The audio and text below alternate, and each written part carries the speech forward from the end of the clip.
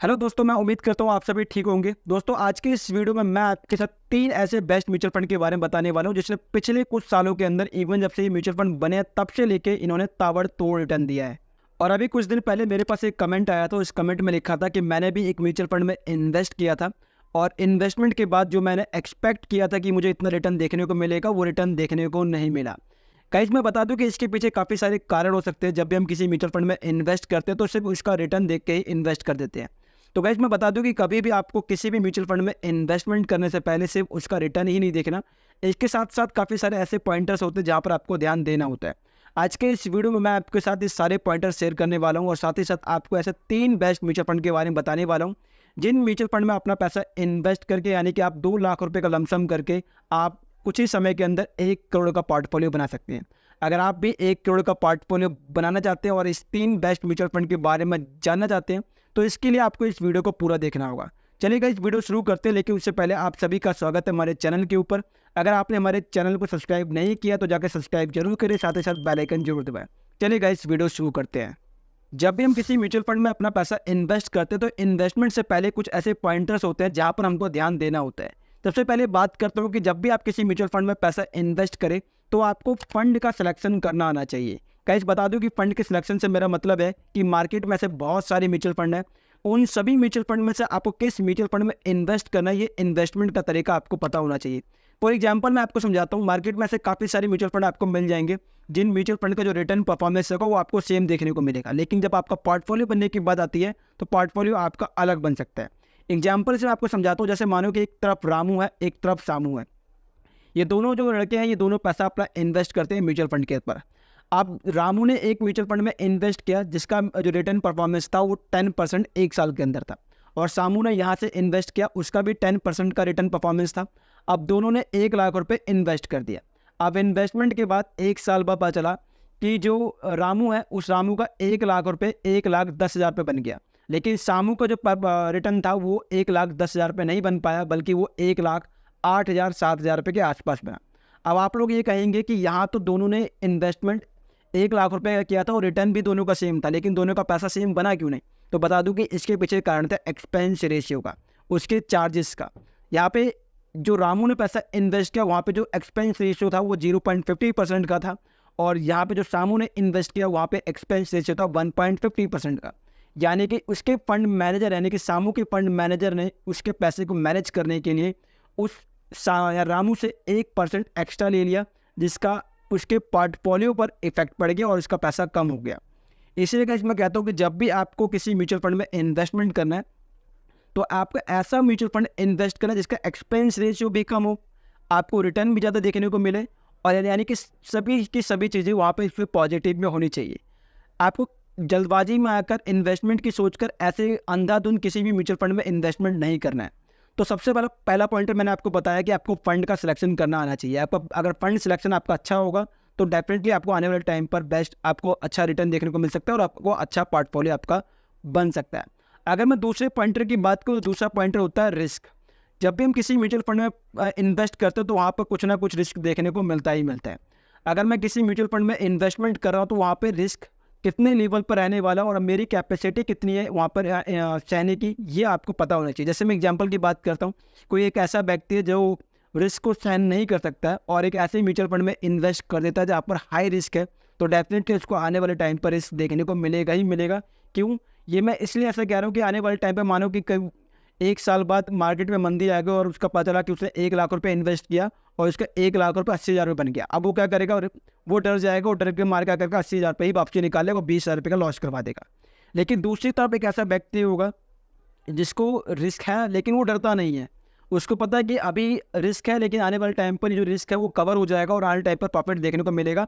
वो उस मार्केट में वेट करता है और वेट करने के बाद प्रॉफिट बना के ले जाता है। अब यहाँ पर एक ही म्यूचुअल फंड जिसका दोनों का जो रिस्क था वो दोनों सेम था, लेकिन 2 अलग अलग व्यक्तियों के लिए रिस्क की कैपेसिटी अलग थी। एक के लिए वो रिस्क लेवल था वो बहुत ज़्यादा लग रहा था और एक को रिस्क कम लग रहा था। इसलिए मैं गाइस कह रहा हूँ कि जब भी किसी म्यूचुअल फंड में इन्वेस्टमेंट करना है तो ये आप पे डिपेंड करता है कि आप कितना रिस्क टॉलरेट कर सकते हैं। और मैं बता दूं कि अगर आप लॉन्ग टर्म के लिए इन्वेस्टमेंट करेंगे तो कम से कम 15-20 साल के लिए इन्वेस्टमेंट करेंगे तो आपको डेफिनेटली वहाँ पर रिस्क देखने को नहीं मिलेगा। फिर भी मैं आपको सलाह दूंगा कि जब भी आप किसी म्यूचुअल फंड में इन्वेस्टमेंट का, तो आप अपनी तरफ से रिसर्च जरूर करें। अब मैं तीसरे पॉइंटर की बात करता हूँ, रिटर्न। जब भी आप किसी म्यूचुअल फंड में आप इन्वेस्टमेंट करते हो तो आपको वहाँ पर देखना है कि पिछले परफॉर्मेंस, यानी कि पिछले कुछ सालों के अंदर, और जब से ये म्यूचुअल फंड बना है उसने कितना रिटर्न दिया, यानी कि पिछले 1 साल के अंदर, 3 साल के अंदर, 5 साल के अंदर, और ऑल टाइम रिटर्न कितना रहा, ये आपको पता होना चाहिए। अगर आप ये सारी चीज़ें पता लगा लेते हैं तो आप ये आइडिया लगा सकते हैं, आप ये एक्सपेक्ट कर सकते हैं कि आने वाले टाइम पर ये म्यूचुअल फंड इतना रिटर्न दे सकता है। अब बात करते हैं फोर्थ नंबर के सबसे बड़े पॉइंटर की, जो है कि फंडामेंटल। जब भी हम किसी म्यूचुअल फंड में इन्वेस्टमेंट करते हैं तो उस म्यूचुअल फंड का हमको फंडामेंटल पता होना चाहिए, यानी कि उसका expense ratio, NAV, AUM, fund size, उसका एग्जिट लोड, रिस्क, ये सारी चीज़ें हमको पता होना चाहिए, ताकि इन फ्यूचर हमें कोई भी ज़रूरत पड़ सकती है कि अगर मान लो कि मैंने 1 साल पहले पैसा विड्रॉ कर लिया तो मुझे वहाँ पर 1% का चार्ज देखने को मिल जाएगा। अगर मानो मुझे 1% का चार्ज पता ही नहीं है और मैं निकाल लूँ तो मुझे तो लॉस हो गया। अगर मुझे पता हुआ कि अगर मैं 1 साल से पहले पैसा निकालता हूँ तो मुझे वहाँ पर लॉस देखने को मिलेगा, तो व्यक्ति अगर उसको नॉलेज है तो वो 1 साल के बाद ही निकालेगा, तो उसको वहाँ पर लॉस देखने को नहीं मिलेगा। इसलिए फंडामेंटल का जानना बहुत ज़रूरी है। साथ ही साथ आपका पैसा कहाँ इन्वेस्ट हो रहा है ये आपको पता होना चाहिए। आज के इस वीडियो में मैं जो आपके साथ 3 बेस्ट म्यूचुअल फंड शेयर करने वाला हूँ। इन म्यूचुअल फंड के अंदर चाहे आप कम उनके एसेट एलोकेशन की बात कर लो, चाहे सेक्टर एलोकेशन की बात कर लो, चाहे उनके फंडामेंटल की बात करो, चाहे फिर उनके रिटर्न की बात करो, कुछ भी बात करो, हर एक चीज़ आपको मतलब अप टू द पॉइंट मिलने वाली है। यानी आपको आने वाले टाइम पर आपको प्रॉफिट देखने को मिलने ही वाला है। अगर मैं उन म्यूचुअल फंड की बात करूँ तो मैं जो भी आपको 3 बेस्ट म्यूचुअल फंड के बताऊंगा अभी, मैं उनके फंडामेंटल के ऊपर नहीं जाऊंगा, क्योंकि अगर मैं फंडामेंटल के ऊपर जाता हूं तो वीडियो बहुत ज़्यादा लंबी हो जाएगी। इसलिए मैं आपसे रिक्वेस्ट करूंगा, आपको ना स्क्रीन के लेफ्ट में जो भी म्यूचुअल फंड बताऊंगा उसके लेफ्ट में उसकी सारी फंडामेंटल पॉइंट्स, जितने भी पॉइंटर्स है वो आपको देखने को मिल जाएगा। आप वीडियो को पॉज करके आप उसे पढ़ लेना। मैं सबसे पहला म्यूचुअल फंड है उसकी बात करता हूँ। हमारा सबसे पहला म्यूचुअल फंड है Motilal Oswal mid cap direct growth plan. Guys ये सबसे बेस्ट म्यूचुअल फंड है। इवन मेरे कुछ ऐसे दोस्त हैं जिन्होंने इस म्यूचुअल फंड में इन्वेस्ट किया और सिर्फ 1 साल के अंदर उनका पैसा लगभग यूँ मानो कि डबल होने पर आ गया, सिर्फ 1 साल के अंदर। और ये अगर मैं इस म्यूचुअल फंड के एक्सपेंस रेशियो की बात करूँ मोतीलाल ओसवाल की, इसका रहने वाला 0.59% का एक्सपेंस रेशियो रहने वाला है।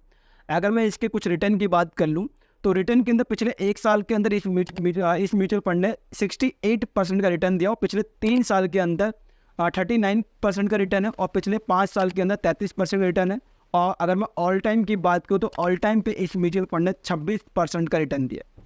अब आप सोच सकते हैं कि 26% का रिटर्न जो म्यूचुअल फंड आपको दे सकता है वो म्यूचुअल फंड कितना बेस्ट है। अभी फिलहाल जो मैंने मोतीलाल की बात करी है इसमें काफ़ी सारे पॉइंटर है, एनएवी, एग्जिट लोड है, वो आपको स्क्रीन में देखने को मिल जाएगा। आप इसे यहाँ पर स्क्रीनशॉट जो दिख रहा है आपको, वो स्क्रीनशॉट को जरूर पढ़े, वीडियो को पॉज कर लो और सादा पढ़े कि अगर मैं इस सारी चीज़ें समझाने बैठूंगा तो वीडियो थोड़ी लंबी हो जाएगी, इसलिए, और आपको वो वीडियो थोड़ी बोरिंग बनने लग जाएगी। इसलिए आपको वीडियो के लेफ्ट में या राइट में कहीं भी देखने को मिल जाएगा, तो आप वीडियो को पॉज करके उसे जरूर देखें। अब बात करता हूँ दूसरे हमारे बेस्ट म्यूचुअल फंड की। दूसरा बेस्ट म्यूचुअल फंड है हमारा HDFC mid cap opportunities direct plan growth. Guys ये भी एक बेस्ट म्यूचुअल फंड है। अगर आप इस म्यूचुअल फंड में अपना पैसा इन्वेस्ट करते हैं तो डेफिनेटली आपको अच्छा खासा प्रॉफिट देखने को मिलेगा। अगर मैं इसके एक्सपेंस रेशियो की बात करूँ तो इसका एक्सपेंस रेशियो 0.74% का एक्सपेंस रेशियो इसका गाइस रहने वाला है। यानी कि आपका जो फंड मैनेजर है आपके फंड को मैनेज करने के लिए 0.74% का चार्ज आपसे लेने वाला है। अगर मैं इस म्यूचुअल फंड के रिटर्न की बात करूँ तो इस म्यूचुअल फंड ने अगर ऑल टाइम रिटर्न की बात करूँ तो 22.97% का रिटर्न दिया है। 22.97% का रिटर्न लगातार कंटिन्यूस इस म्यूचुअल फंड ने हमें दिया। और साथ ही साथ जो भी इसके फंडामेंटल पॉइंट्स है वो आपको स्क्रीन के राइट या लेफ्ट में देखने को मिल जाएगा, उसे वीडियो को पॉज करें और उसे ज़रूर पढ़ें। अब हम अपने तीसरे बेस्ट म्यूचुअल फंड की बात करते हैं। हमारा तीसरा बेस्ट म्यूचुअल फंड है axis mid cap direct plan growth. Guys ये भी एक बेस्ट म्यूचुअल फंड है, और अगर इसकी एक्सपेंस रेशियो की बात करूँ तो एक्सपेंस रेशियो है 0.53% का। अभी तक मैंने आपको जितने भी म्यूचुअल फंड बताए सबके 1% से कम के एक्सपेंस रेशियो रहने वाले। इसका 0.53% का एक्सपेंस रेशियो है। अगर मैं इस म्यूचुअल फंड के रिटर्न की बात करूँ तो रिटर्न में इस म्यूचुअल फंड ने 21.16 यानी कि 21.16% का रिटर्न अपना जब से म्यूचुअल फंड बना तब से दिया है। अभी आपने ये नोटिस किया कि मैंने आपको जितने 3 म्यूचुअल फंड बताए तीनों के तीनों ने 20% से ऊपर तक का रिटर्न कंटिन्यूस दिया जब से बने। अगर मैं बात करूँ कि अगर आप इसमें इन्वेस्टमेंट करते हैं 2 लाख रुपये का इन्वेस्टमेंट करते हैं तो 2 लाख रुपए का इन्वेस्टमेंट आपको डायरेक्टली किसी एक म्यूचुअल फंड में नहीं करना है। मैं यहाँ पे आपको सलाह दूंगा कि अगर आप इन्वेस्टमेंट करने की सोच रहे हैं तो अपने इन्वेस्टमेंट को डाइवर्सिफाई कर दीजिए। डाइवर्सिफाई का मतलब 2 लाख रुपए वैसे कुछ पैसा एक म्यूचुअल फंड में लगा दिया, कुछ पैसा दूसरे म्यूचुअल फंड में लगा दिया, कुछ पैसा दूसरे तीसरे म्यूचुअल फंड में। तो इस तरीके से डाइवर्सिफाई करके आपको इन्वेस्टमेंट करना। डाइवर्सिफाई करने का फ़ायदा आपको हो सकता है, मानो कि एक म्यूचुअल फंड आपको थोड़ा कम रिटर्न दे दे, तो दूसरा म्यूचुअल फंड आपको डेफिनेटली रिटर्न देगा ही देगा। अब मैं बात करता हूँ कि आप यहाँ पर कैसे अपना इन्वेस्टमेंट कर सकते हैं। माना कि अगर आप यहाँ पे अपना 2 लाख रुपए का इन्वेस्टमेंट कर रहे हैं, तो मेरी सलाह रहेगी कि अगर आप इन्वेस्टमेंट की सोच रहे हैं तो 1 लाख रुपए आप मोतीलाल ओसवाल में इन्वेस्ट कर सकते हैं। अपना 50,000 रुपये का इन्वेस्टमेंट HDFC वाले म्यूचुअल फंड में कर सकते हैं और अपना 50,000 रुपये का इन्वेस्टमेंट आप एक्सिस म्यूचुअल फंड में कर सकते हैं। इस प्रकार से आपका 2 लाख रुपये का इन्वेस्टमेंट इन 3 म्यूचुअल फंड में हो जाएगा। और जब आप कैलकुलेशन की बात करेंगे तो मैं कैलकुलेशन भी आपको बता दूं, अगर आप यहाँ पे 2 लाख रुपए का इन्वेस्टमेंट कर लेते हैं और मैंने माना कि आपको 19% का रिटर्न देखने को मिल जाता है, सिर्फ 19% का रिटर्न।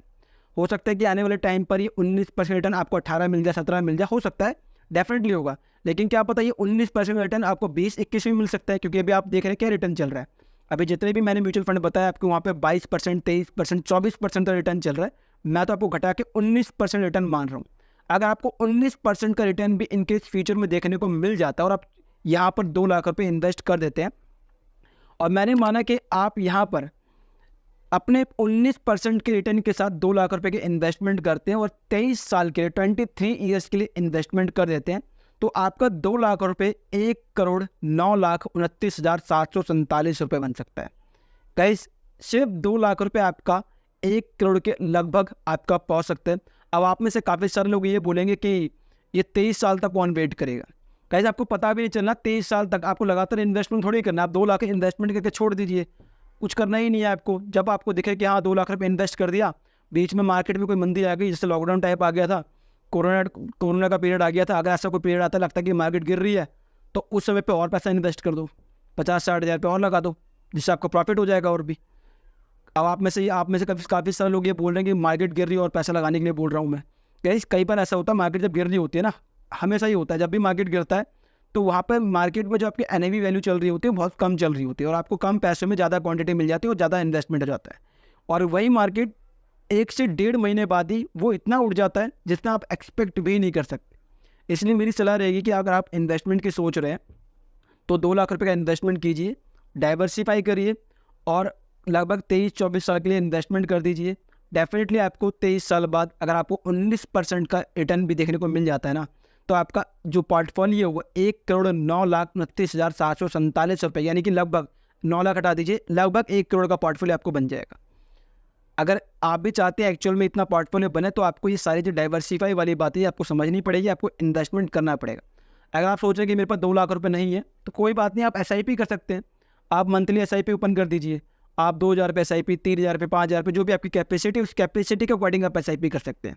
अब अगर आप SIP करते हैं तो धीरे धीरे आपको पता भी नहीं चलेगा, आपका पोर्टफोलियो बैकग्राउंड में आपका पोर्टफोलियो बहुत अच्छा बनता जाएगा।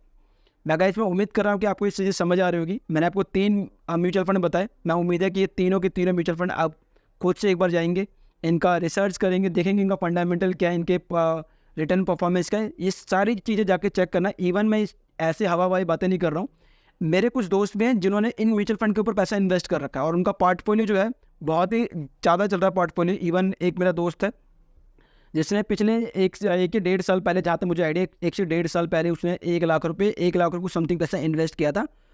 1 से 1.5 साल बाद ही उसका 1 लाख रुपये जो है ना 1,70,000 के आसपास बना होगा। ये मोतीलाल की बात कर रहा हूँ मैं। सिर्फ उम्मीद भी नहीं होता कि मार्केट जैसे अभी जो माना कि मार्केट वॉलेटाइल चल सकती है, और वॉलेटाइल से मार्केट कैसे अप ट्रेंड पकड़ने के झटके से ये पता नहीं चलता। और लॉस की बात करूँ तो अगर लॉन्ग टर्म में जाओ तो डेफिनेटली आपको लॉस देखने को मिलेगा ही नहीं। शॉर्ट टर्म में हो सकता है लॉस हो जाए, लेकिन लॉन्ग टर्म में आप कभी भी लॉस देखने को नहीं मिलता है। इनकेस लास्ट में फिर भी मैं आपको कहूँगा, जब भी आप किसी म्यूचुअल फंड में इन्वेस्टमेंट करेंगे तो इन्वेस्टमेंट से पहले आपको अपने फंड एडवाइजर की सलाह जरूर लेनी है, और साथ ही साथ इन्वेस्टमेंट से पहले प्रॉपर रिसर्च करना है, और रिसर्च करने के बाद ही इन्वेस्टमेंट करना है। गाइस, मैं उम्मीद करता हूँ कि आपको वीडियो अच्छी लगी होगी। अगर आपको वीडियो अच्छी लगी तो वीडियो को लाइक करें और अपने इस वीडियो को अपने फ्रेंड के साथ शेयर जरूर करें। मिलते हैं नेक्स्ट वीडियो में, तब तक के लिए बाय बाय, जय हिंद।